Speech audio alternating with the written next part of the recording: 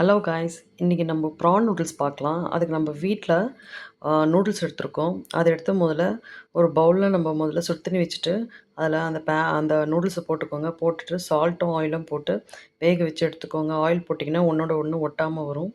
அதை நல்லா வடித்து எடுத்துருங்க. ப்ரானை போட்டுக்கோங்க.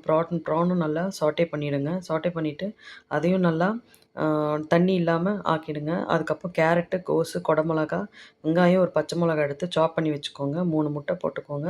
போட்டுட்டு சால்ட்டும் பெப்பரும் போட்டு அதையும் நல்லா பொடி பண்ணி எடுத்து வச்சுக்கோங்க. ஒரு பச்சை மிளகா, வெங்காயம், கேரட், குடமிளகா போட்டு நல்லா வதங்கினதுக்கப்புறமேட்டு லாஸ்ட்டாக கோஸ் போட்டு அதையும் நல்லா வதக்கிக்கோங்க. வதக்கிட்டு அதுக்கப்புறமேட்டு ப்ரான் எடுத்துக்கோங்க. ப்ரானையும் எடுத்து அதையும் போட்டு வதக்கிக்கோங்க. வதக்கிட்டு முட்டை பொடி பண்ணி வச்சது இல்லையா, அதையும் போட்டு நல்லா வதக்கிக்கோங்க. வதக்கிட்டு லைட்டாக சால்ட் போட்டுக்கோங்க.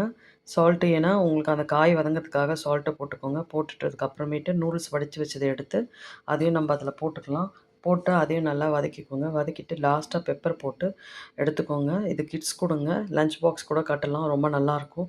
செஞ்சு பார்த்துட்டு கமெண்ட்ஸில் சொல்லுங்கள். Thank you guys.